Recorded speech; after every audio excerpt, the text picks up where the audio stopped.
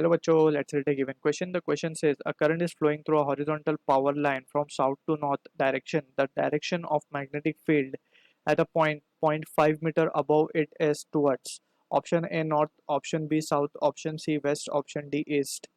So to understand the question, we need to understand about the concept of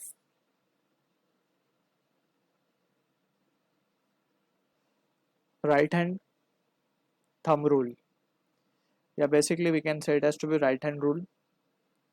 इसको sometime we call it as to be Maxwell corkscrew rule भी हम इसे बोलते हैं. तो ये रूल होता क्या एक्चुअली वो हम समझते हैं. This rule is basically use to find the direction of magnetic field, to find the direction of magnetic field की डायरेक्शन फाइंड करने में वी यूज दिस रूल. ठीक है, अब ये रूल एक्चुअल में क्या करता है and how it is been applied वो पहले समझ लेते हैं. Then we will move on to the actual question. ये लेट्स से हमारा करंट कैरिंग वायर है and if you wish to find the magnetic field, क्योंकि हमने पढ़ा है already magnetic effect of current by Oersted experiment.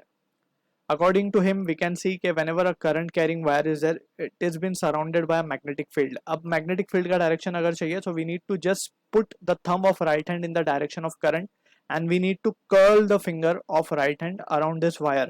So हमें जो magnetic field मिलेगी वो कुछ इस तरीके से circular loop में मिलती है. जैसे हम finger को curl करेंगे हमारी, so finger will be curled in this shape. So ये इस तरीके से जाएगी यहाँ पे,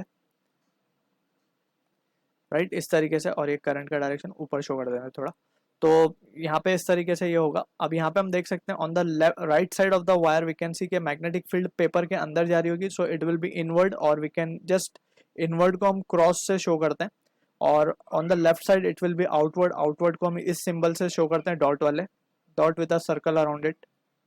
ठीक है, आउटवर्ड ही इनवर्ड. सो इस तरीके से we show the direction of magnetic field. ठीक है, अब यही सिचुएशन को हम यूज करेंगे इन द क्वेश्चन गिवन. अगर हम क्वेश्चन को ध्यान से देखें तो हमें बोला पहले हम डायरेक्शंस डिफाइन कर देते हैं. Let's suppose this are the directions हमारी जो स्टैंडर्ड होती हैं, ईस्ट, और ये होगा हमारा नॉर्थ, वेस्ट, साउथ. ठीक है, अब हम इसे बोला गया यहाँ पे कि करंट जो है वो साउथ से नॉर्थ डायरेक्शन में फ्लो हो रहा है, तो यानी कि इस डायरेक्शन में हम मान सकते हैं साउथ से नॉर्थ में फ्लो हो रहा है. अब हमें बोला गया the direction of magnetic field at a point 0.5 metre above it is.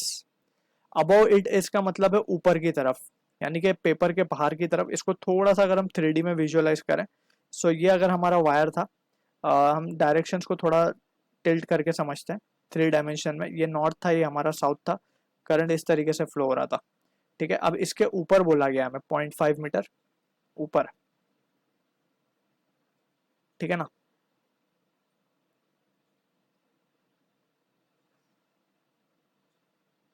ये हमारा ईस्ट होगा, ये हमारा वेस्ट होगा. थोड़ा सा हमने इसको हॉरिजॉन्टल फिगर पे प्लेन पे ड्रॉ किया है, ये जो हमारे north west east south direction है.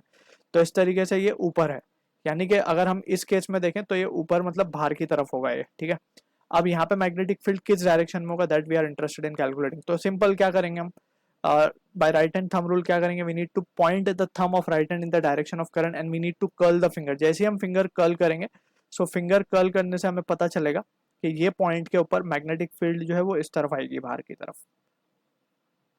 We can imagine it. जब हम फिंगर कर्ल करेंगे तो हम देख सकते हैं इसको कि कुछ इस तरीके का सिचुएशन आएगा जिससे ये मैग्नेटिक फील्ड जो है बाहर की तरफ आती हुई दिखेगी हमें,